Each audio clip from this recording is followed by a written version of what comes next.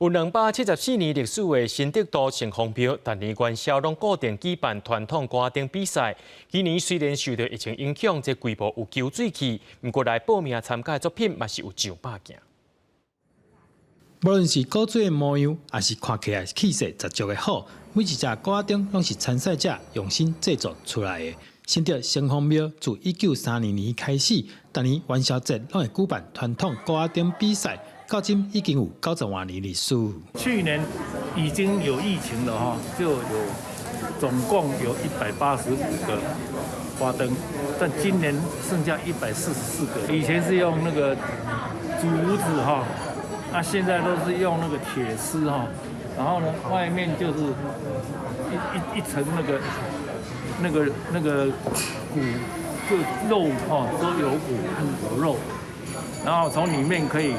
点火照出来的。等一下，谁举？知道吗？除了歌灯比赛，还有趣味的叶味菜，现场的观众感觉真趣味。蛮有那种复古的意思，就我们小时候都会猜，就是元宵节都会猜灯谜。很开心，明年一定再来。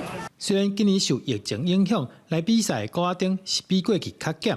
不过，嘛是有上百件作品来参加，让大家感受元宵节的热闹气氛。记者刘君豪，新德报道。